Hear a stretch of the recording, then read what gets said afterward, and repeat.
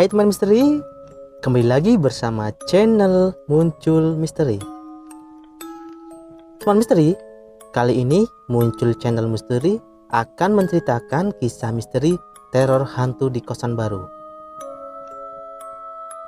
Sebelum lanjut, seperti biasa, selalu dukung channel Muncul Misteri dengan klik subscribe dan nyalakan loncengnya. Terima kasih. Langsung ke ceritanya.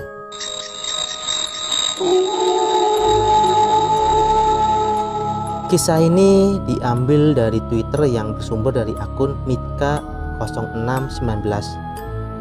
Disclaimer, nama karakter dalam cerita ini bukan nama sebenarnya. Lokasi sengaja disamarkan. Awal mula, Ganjar memutuskan mencari kosan yang letaknya tidak jauh dari kantor di bilangan rumah sakit Jakarta. Selama 4 bulan terakhir, ia pulang pergi Gadok, Jakarta dengan menggunakan bus, kemudian menyambung dengan kereta dari Bogor. Gadok itu daerah perbatasan Bogor yang menuju ke arah puncak. Lama-kelamaan, ia merasa tua di jalan. Di samping itu, ia juga merasa lelah. Setelah berhitung-hitung dengan upahnya sebagai karyawan, Ganjar menganggarkan mencari kosan yang harga sewanya sebulannya tidak lebih dari 900.000. Berdasarkan info dari rekan kerjanya, di sekitaran MP harga kos-kosannya variatif dan bersaing. Ganjar membuat rencana nanti apabila jadi ngekos setiap Jumat sore atau malam ia pulang ke rumahnya di Gadok membawa cucian pakaian kotor. Dengan itu, maka ia tak perlu mencuci di laundry. Lalu Senin subuh ia berangkat kerja dari Gadok. Pada hari yang direncanakan, Ganjar mengambil waktu mencari kosan saat jam istirahat kantor. Supaya waktunya agak panjang, maka ia izin ke atasannya jam 11 menjelang siang dengan harapan paling telat jam 2 siang sudah kembali ke kantor. Tiba di wilayah MP, Ganjar memulai perburuan kosan. Di bagian depan wilayah MP yang terdekat dengan jalan raya, semua pintu gerbang rumah kos terpasang tulisan kosan penuh. Sedangkan yang tidak terdapat tulisan itu harganya melebihi budget. Ganjar melihat jam tangannya, sudah jam 1 kurang. Waduh, harus dapat nih gua. Mana udah terlanjur bawa baju kerja buat seminggu, katanya dalam hati. Lingkungan di MP berupa gang. Hanya lingkungan bagian depan saja yang bisa dilalui mobil, itu pun tidak semua. Sebagian besar gangnya hanya bisa dilalui perjalanan kaki atau paling banter motor. Tiba di bagian semakin menjauh dari jalan raya, Ganjar bertemu dengan 3 orang pemuda yang sedang duduk-duduk. Mas, nyari kosan ya? Tanya salah seorang dari mereka. Iya benar, ada nggak mas daerah sini? Balas Ganjar.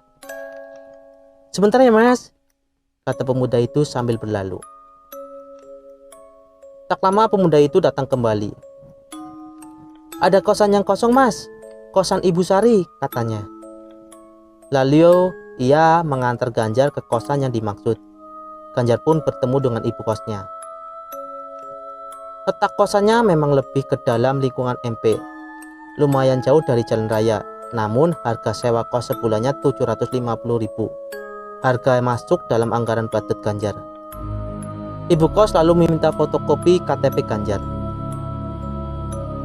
Oh ya mas, biar ini kosan campur, tapi peraturannya dilarang keras membawa pasangan menginap ya mas. Lalu diharapkan keikutsertaannya jika ada acara warga di sini, papar ibu kos. Acara apa itu bu? Tanya Ganjar. Ya misalnya 17 Agustusan, terang ibu kos. Oh itu, baiklah bu, siap, balas Ganjar. Kapan mas Ganjar mulai mengisi kamarnya? Tanya ibu kos. Malam ini juga bu, jawab Ganjar.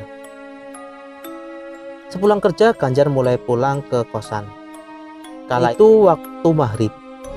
Kamar-kamar kosan terletak di lantai 2 dari rumah si pemilik. Ada 5 pintu saling berhadapan, jadi total ada 10 kamar kos. Setelah meletakkan tas ransel yang berisi pakaian di kamarnya, ia lalu keluar kamar melihat-lihat sekaligus bermaksud bersapa dengan penghuni kos lain. Tapi pintu kamar-kamar lain masih tertutup dan lampunya masih gelap. Ganjar berpikir mungkin belum pada pulang kantor. Sekitar setengah 9 malam ia menyeduh kopi, lalu keluar kamar. Dilihatnya kamar yang lain masih belum datang juga penghuninya. Tapi ia melihat 2 kamar dari kamarnya ada jemuran mini di depan kamar yang terdapat berupa potongan pakaian yang sedang digantung. Juga beberapa pasang sepatu. Tanda-tanda kehidupan, pikirnya. Ganjar melihat ada akses tangga ke lantai atas lagi. Rupanya itu tangga menuju atap. Ia pun menuju ke sana. Itu merupakan atap yang dicor semen. Bisa buat santai-santai sambil ngopi sambil melihat langit malam Jakarta. Tapi suasana tempat itu gelap sekali. Si pemilik kos tidak memberi lampu penerangan. Sumber cahaya hanya dari pendar cahaya lampu dari tetangga sekitar saja. Saat di atap itu Ganjar merasa gerah sekali. Sampai-sampai keringatnya bercucuran. Heran juga dia, segini panasnya kota Jakarta, apa karena badannya masih butuh penyesuaian karena selama ini dia tinggal di daerah berhawa pegunungan. Sampai kira-kira jam setengah 10 malam, karena tidak satupun penghuni kosan lainnya yang Ganjar kira akan ke atap juga bersantai lalu bisa berkenalan, ia pun kembali ke kamarnya. Yang membuat Ganjar heran, hawa gerah di atap itu sudah hampir 1 jam, dia di sana masih terasa juga tidak mereda. Baju kosannya hampir lepek. Jam 11 malam, Ganjar mematikan lampu kamarnya, berangkat tidur. Ganjar terbangun mendengar suara pintu kamar sebelah yang dibuka, lalu ditutup lagi. Ia melihat jam tangannya, jam 1 dini hari. Gokil juga tetangga sebelah, jam segini baru pulang, pikirnya. Lalu ia hendak melanjutkan tidurnya lagi. Namun tak lama kemudian ia mendengar suara anak-anak berlalian sambil terkekeh riang. Lalu berganti suara derap sepatu pantofel. Tak lama kemudian ia mendengar suara sepatu high heels berjalan. Dan suara orang laki-laki dan perempuan dewasa yang sedang mengobrol. Tidak jelas perbincangannya. Di telinga Ganjar seperti bergumam saja. Mungkin karena ia sudah setengah tidur dengan tubuh letih juga. Suara orang sedang mengobrol itu sesekali diselingi tawa renyah. Lalu suara anak-anak berlalian sambil tertawa-tawa ceria juga tetap terdengar. Dan kembali suara langkah-langkah sepatu berdatangan terdengar. Lalu suara sepatu high heels juga kembali terdengar. Berjalan seperti mondar-mandir saja di lorong kamar kos. Ramai sekali. Dalam kondisi tengah tidur terlintas dalam benak Ganjar, itu cewek jalan mondar-mandir dipikir lagi di catwalk apa. Namun karena hari ini Ganjar terlalu letih, ia pun tertidur kembali hingga pagi menjelang.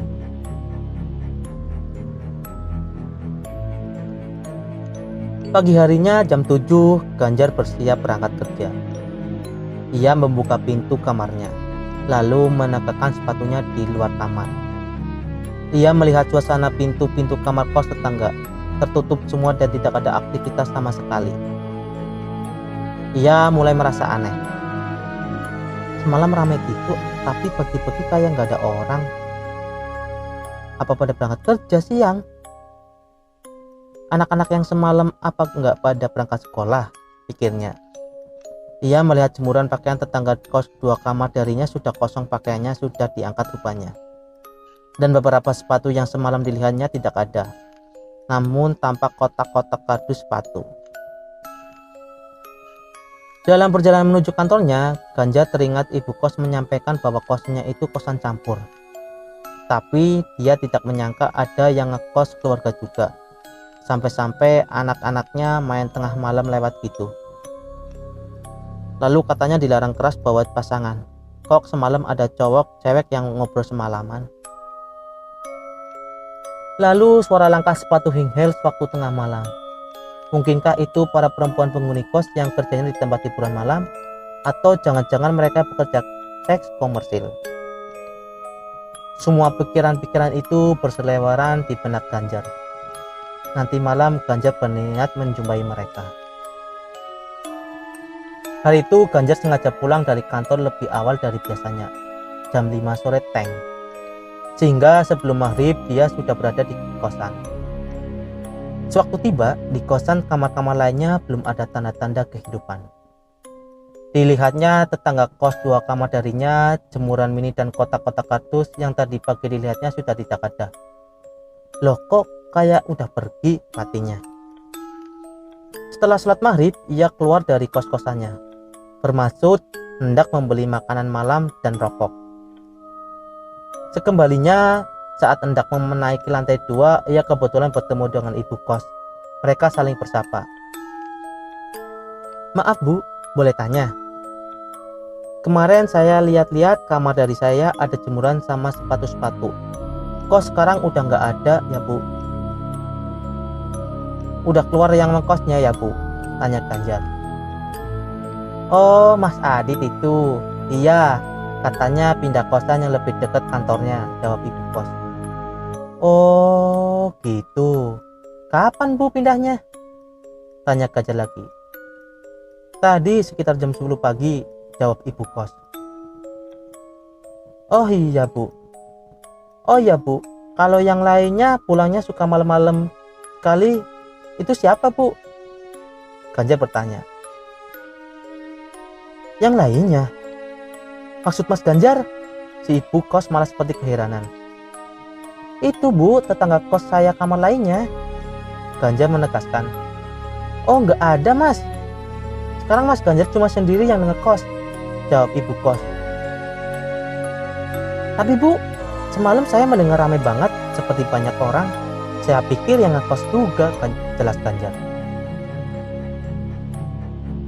Ah biasa Mas, di sini kan pemukiman padat, nempel-nempel tembok sama tetangga, paling tetangga-tetangga sebelah masih pada melek, argumen ibu kos. Tapi tenang saja Mas, nanti juga ada temennya. Gak lama juga pasti ada yang sewa kos lagi. Di sini kos-kosan rebutan, sambungnya.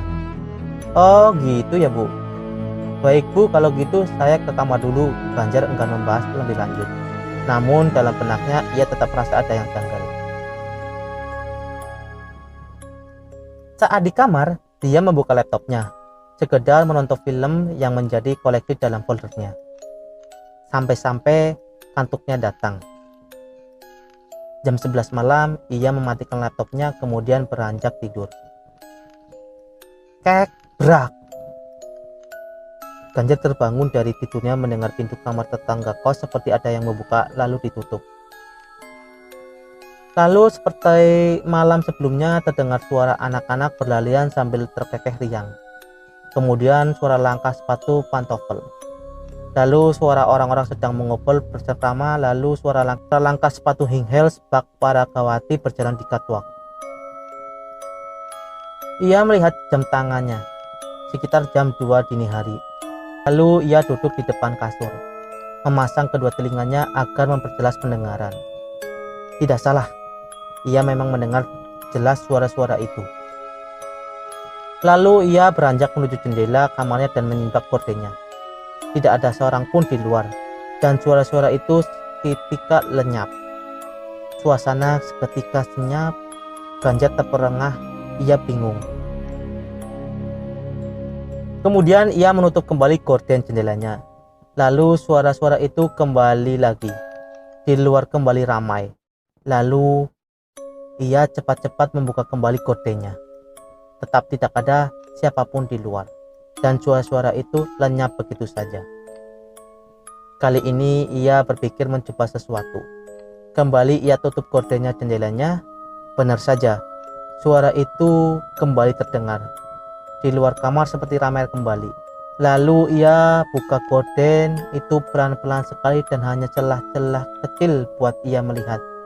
Lebih tepatnya mengintip. Gila, tidak ada satupun. Dan lebih mengherankannya, suara-suara itu hilang begitu saja. Suasana kembali menghening seketika. Bulu kuduk Ganjar mulai merinding berdiri. Mendadak rasa takut menjalar. Ia segera ke kasurnya, menutup pendengarnya dengan bantal. Berdoa apapun yang setahu dia, katanya mengusir hantu, sampai-sampai dia tertidur. Keesokan harinya sepulang kerja setelah menjalankan sholat isya, ia mengaji surah Yasin. Setahunya, hantu, setan dan sebangsanya akan takut mendengar lantunan ayat-ayat suci khususnya surat Yasin. Selesai membaca hatinya sedikit tenang. Meski tidak dipungkiri semakin malam ia merasa was-was. Malam semakin larut ia pun hendak beranjak tidur dengan terlebih dahulu berdoa.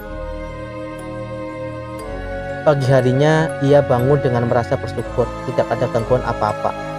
Surat Yasin berhasil mengusir mereka, pikirnya.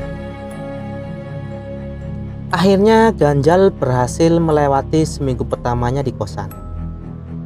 Sebagaimana rencana di awal, pada Jumat malam ia pulang ke rumahnya digadok membawa pakaian kotor untuk dicuci.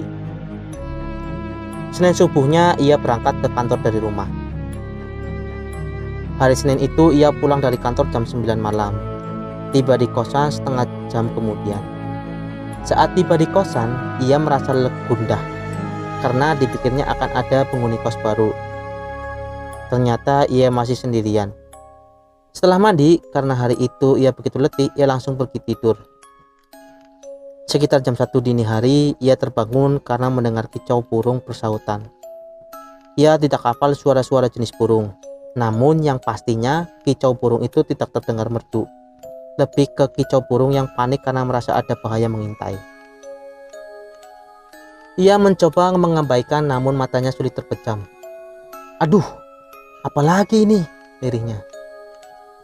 Namun lama-kelamaan rasa kantuknya datang juga. Antara tidur dan masih terjaga, ia melihat di sudut kamarnya ada sosok hitam dengan posisi berjongkok. Ganjar ingin membuka matanya lebar-lebar untuk melihat siapa atau apa gerangan yang berada di kamar bersamanya itu. Namun saking terlalu lelahnya, ia kembali terlelap. Ia kembali terbangun, kali ini dikarenakan ada sesuatu di telapak kakinya. Lebih tepatnya ia merasa telapak kakinya ada yang melitik. Sebenarnya ia ingin bangun, namun ia merasa sangat takut karena ia tahu itu pasti bukan manusia. Saat masuk kamar sepulang kantor sampai akan beranjak tidur, ia yakin seyakinnya tidak seorang pun ikut masuk bersama dia. Lalu siapa yang saat ini mengelitiki telapak kakinya atau apa? Ia istighfar sebanyak-banyaknya. Lalu ia tarik kakinya setinggi-tingginya sehingga seolah menyerupai posisi janin dalam perut ibu. Kemudian ia berdoa mencoba melawan rasa takutnya. Kritikan itu berhenti. Hatinya masih berdebar, was-was akan apa yang mungkin terjadi berikutnya. Akhirnya ia tertidur juga. Hari-hari berikutnya Ganjar pulang ke kosannya tidak pernah di bawah pukul 9 malam. Rata-rata antara jam 10 sampai jam 11 malam. Alasannya adalah agar setibanya di kosan ia sudah sangat lelah dan berharap tidur pula sampai pagi. Benar-benar kosannya hanya semata buat numpang tidur. Saat tidur pun kamarnya selalu dalam keadaan terang benderang, ia tidak berani mematikan lampu. Namun demikian tetap saja teror dari mereka yang tak kasat mata membuatnya terjaga. Meski tidak setiap malam, namun dalam seminggu setidaknya 2 malam ia mengalami kejadian di luar nalar. Tujuannya awal ngekos adalah untuk mengatasi kelelahan fisiknya karena jarak. Ternyata saat ngekos ia bukan saja lelah fisik, jiwanya juga merasa lelah. Akhirnya Ganjar memutuskan keluar dari kosan itu. Ia hanya mampu bertahan sebulan di sana. Itulah kisah misteri teror hantu di kosan baru. Buat teman misteri, selalu ikuti video terbaru di channel Muncul Misteri. Terima kasih. Salam misteri.